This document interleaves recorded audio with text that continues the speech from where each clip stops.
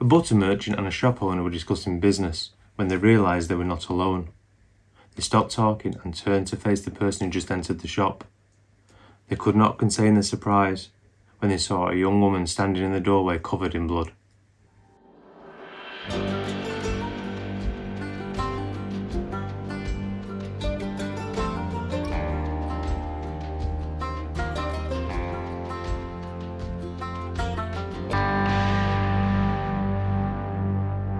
It is March 1888 in Moston, Manchester, and a 42-year-old Mary Miller, who lived with her daughter and a grandchild at number 6 St Mary's Road.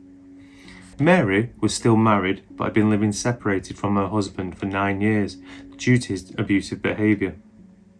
Her daughter Isabella, or Belle, as she was also known, was a 21-year-old single mother who, due to being unable to work after having a baby, returned home to live with her mum. Mary and Isabella generated income by dressmaking from home and also letting out rooms to lodgers.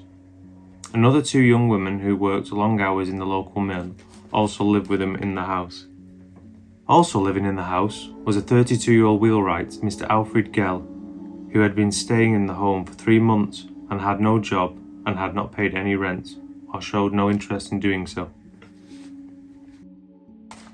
On the morning of the 18th of January 1888, Isabella walked into the front room of the house, carrying her young baby, and saw Mr. Gell getting up off the couch where he slept. And straight away a huge fight erupted, with Isabella accusing him of taking advantage of her mother and her good nature. The fight escalated with Gell punching Isabella in the face. Mary flew into a rage, and Mary wanted Gell out of the home. Gell did not leave, but did start spending more time next door with his neighbour, a Mr. Benjamin Royston, where he would tell him that he loved Mary and wanted her to be his, but could feel a distance growing between them. He also told his friend that due to this he had started a horrible rumour about Mary to deal with his pain, but now he bitterly regretted doing so. His friend Mr. Royston pointed out that these rumours will get back to Mary and push her even further away from him. But Mr. Gell replied, I quote, "I love Miss Miller. I am fond of Miss Miller. I intend to have Miss Miller, and I wish to finish her before anyone else shall have Miss Miller." It is unclear what the friend Mr. Royston thought of this remark, or even if he thought Gell was serious.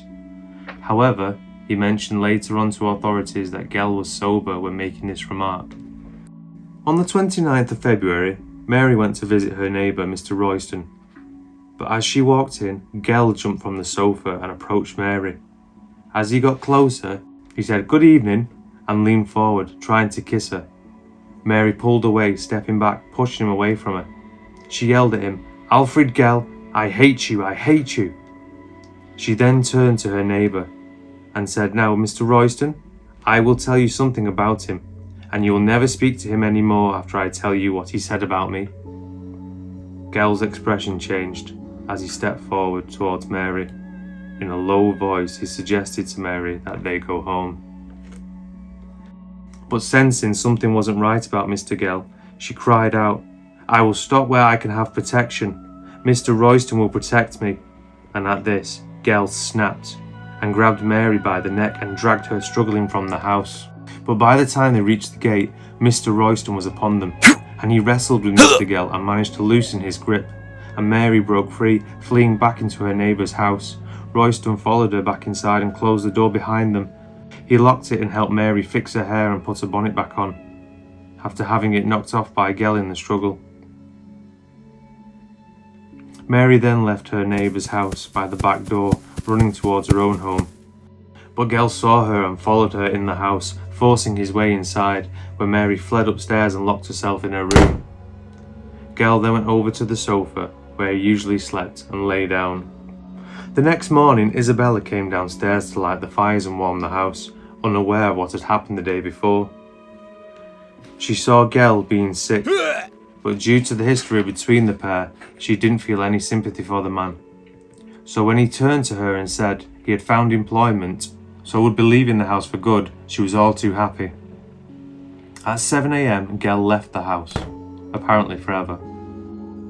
But at noon, the shopkeeper, Mr. William Clydesdale, was discussing business with John Morley, an egg and butter merchant inside William's shop that was across the road from Mary's house. Both men stopped talking and turned as they heard someone enter the shop. They couldn't hide their surprise when they realised it was young Isabella, Mary's daughter, covered in blood, standing in the doorway. But the silence was broken when she cried out, quote, "Will no one come? He has come in and he's killing my mother." Both men rushed out of the shop across the street and burst through the front door. As they did so, they saw the back of Mr. Gell rushing out of the back door. As this was going on, another neighbour ran to find help, coming across Police Constable Richard Robinson, who had been in the area keeping an eye on a suspicious-looking beggar. When he was told of the incident, he made his way towards the house. He saw a man fleeing from the direction of the crime, across a field towards Moston Cemetery. The policeman gave chase, keeping up with the man for half a mile until Gell finally gave up, turning to the officer and said, "Put the handcuffs on me."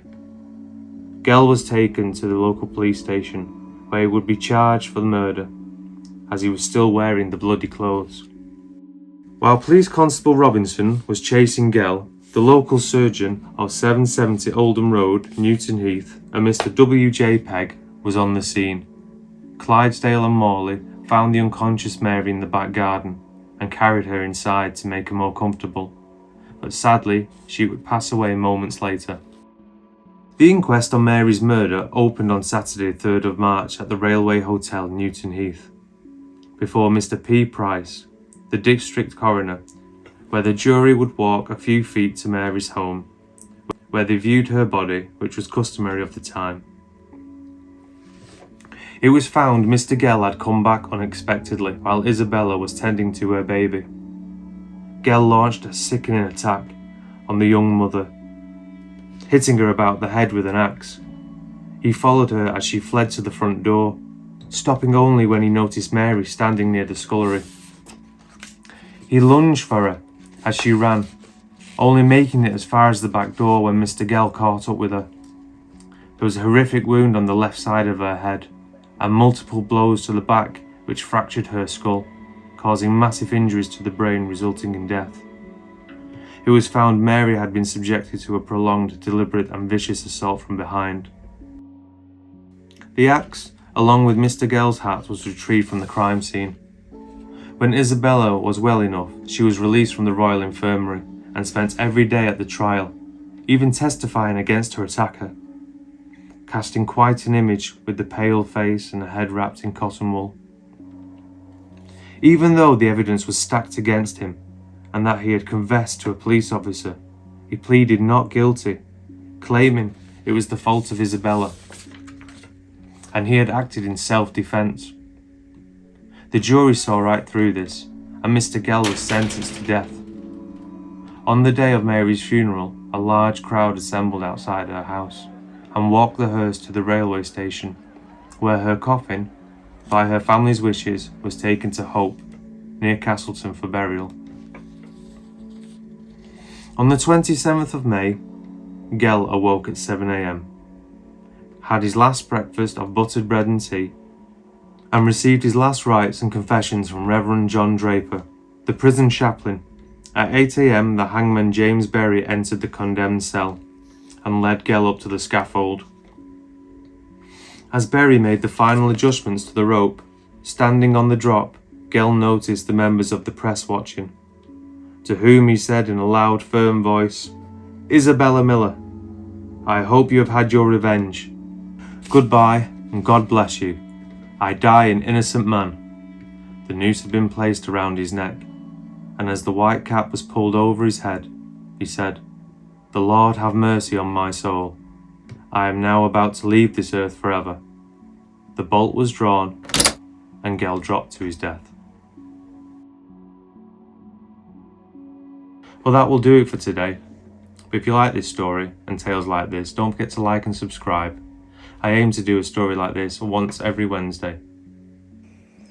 An interesting thing to mention about the railway station that took Mary's coffin was that it was the birthplace of the Newton Heath, Lancashire and Yorkshire Railway Football Club, which later became known as Manchester United.